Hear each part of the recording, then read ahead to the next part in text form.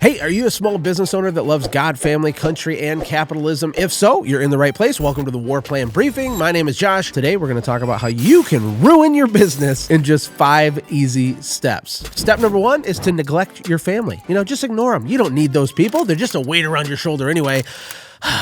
If you want to ruin your business, kill your revenues, and destroy your bank account, start ignoring your wife and ignoring your kids. Look, here's the reality. When you're running a small company, you can't be Mr. Dad all the time. You just can't, okay? There's constraints and there's limitations and there's responsibilities that you have to your employees, your staff, your customers, and other commitments that you've made. But your family's kind of like a house plant, and it needs water and it needs sunlight and it needs to be nurtured and taken care of. Yes, it's robust. Yes, it's resilient. Yes, it can survive a season, a period of time where you're not really there, but it can't go forever. And it's your job to reestablish the connection if you want to succeed. Now, if you want to ruin your business, just neglect them. Delete the date nights. You don't need those. Delete the family dinners. Delete the one-on-ones with your kids. Delete meaningful conversations and deep existential conversations with your family because, that's a really good way to ruin your business. I don't think people understand how closely correlated the momentum you have at home is to the momentum you create at work. Now, I understand that for everybody, that's not the case, but I'm talking to small business owners who love God, family, country, and capitalism. If you are one of these people, you'll notice the way you show up at work is greatly affected by what's happening at home. There's just no escaping it. If you want to leave a legacy, if you want to raise world changer kids, of course you're never perfect. You're not going to be perfect. Your family doesn't think you're supposed to be perfect, but we have to be aware that we can't neglect our family. In business, there's this idea called depreciation. You use money to buy a capital expense like a vehicle or some expensive piece of equipment and you depreciate it over time, right? That's because the thing that you bought will wear out. It will break down. We need to budget and account for the fact that it needs maintenance. Well, your family needs freaking maintenance. Yet, when we build our business plan, when we're building our growth strategy, we don't even put it in there. We don't put in the little strategic reset and the 3-day weekend getaway with our wife and the little trip with your son and the family vacation. Sometimes we do, sometimes we don't. It's easy to get away from us. So my encouragement to you, if you want to ruin your business, neglect your family. If you don't, invest in your family. Tip number 2 is to only be optimistic. Now, listen, if you want to ruin your business, how can you ruin your business from only being optimistic? Well, it's really easy. The Bible says, "Wise man sees danger ahead and hides himself. A fool does nothing and suffers for it." Now, I'm not a doom and gloom person. I'm an optimistic person, genuinely. I'm a glass is half full kind of guy. I'm a hope dealer, a hope broker. I believe in you. I believe in anybody, right? But the reality is that it does rain, that there's a coming storm. There always is one. And some of them are not that secret. There's economic realities and things happening in the economy right now that we can prepare for. If you want to ruin your business, pretend like none of that's happening. Put your head squarely in the sand and say la la la la la to yourself. La la la, everything's going to be great. It's not necessarily going to be great. There's ups and downs. There's good times and bad times. And a wise man sees danger, hideth himself, and a fool does nothing and suffers for it. I don't want you to suffer for it. It doesn't mean you have to be negative. It doesn't mean any of that. It means that you're prudent, that you reverse engineer potential negative things, that you look at your cash position, that you don't overextend yourself. You make sure that you're carving out the right amount of time to think. You make so much more money with your brain than you do with your back. And if all of your working hours are only spent, responding to stimulus and chasing the ringing phone, so to speak, and doing menial tasks, and you can't think, you're not being wise. And you're basically just hoping everything works out. Sometimes it doesn't. Jeff Bezos, I think, was one of the guys that coined the term productive paranoia. It can be very productive for you to be strategically, every year around Christmas, people panic and they say, since when was Christmas on December 25th? I don't have any presents. I didn't buy any presents. How am I going to pay for this?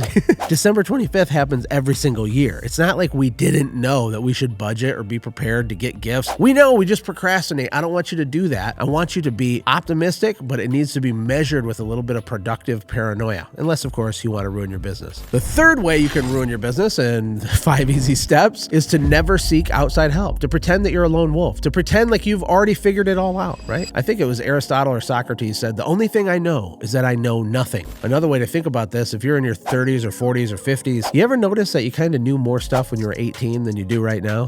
Isn't that funny? Isn't it funny? It's because as your knowledge grows, you should, at least theoretically, become more aware of how much you don't know. People that think that they figured it out, They never seek help because they think they solved the problem, that they know best, that no one can do as good of a job as they can. They're delusional, but to them it's true. And that's a really, really good idea if you want to ruin your business, okay? We need external help. We need knowledge, resources, time. We need mentorship. We need coaching. We need strategies and systems and inspiration from other things, from books and from media and from friends and networking and peers and mentors and all the things. Very, very, very important if you want to go faster and you want to succeed. However, if you want to ruin your business, do it all yourself. The fourth tip to ruin your business is to make sure you do everything you can to totally burn yourself out. Work long hours for extended periods of time. Don't get good sleep. Probably throw in a poor diet and make sure that you have a complete mental breakdown halfway through next year.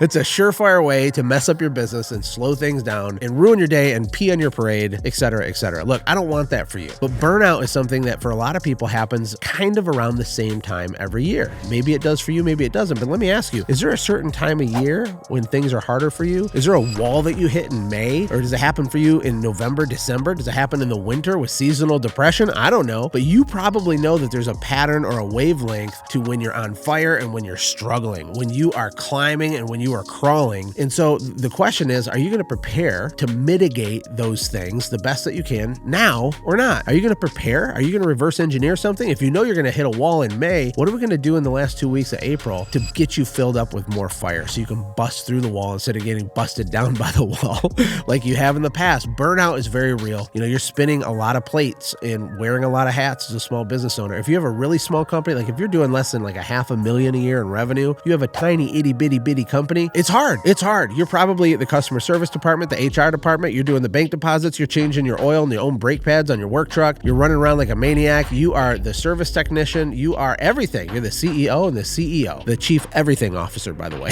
And it can burn you out really easy, but it's not that difficult to pre-plan, create some space for yourself, because there's a lot of wisdom in going slow so that you can go fast. There's a lot of wisdom in creating space so you can think and recharge so that you can go fast. Hey, if you want to ruin your business, make sure you burn yourself out. And last but not least, if you want to ruin your business, blame everybody else. Please adopt a victim mindset. You know, adopt the belief that every external factor in your life is holding you down, pushing you under the thumb of circumstance, and that there's nothing you could possibly do to get out of it, because I promise if you believe that, you'll definitely ruin your business. And maybe you'll never even launch your business in the first place if you believe that. The victim mindset is kind of like a blanket across America. And it's so easy to do because you get a lot of justification from low-level people around you. Society will wrap you with like a seemingly warm hug saying, it's okay. Joe Biden ruined it. It's not your fault, Billy. Joe Biden's a bad man. He is kind of a bad man, but he's not the determining factor of your success. There's contributing factors in life and there's determining factors in life. A contributing factor is when you get a flat tire. It's a true thing that happened. It's a true thing that sucked. It's a true expense you didn't anticipate. It's a true time-wasting event. It's frustrating and annoying, and it's dangerous to be on the side of the expressway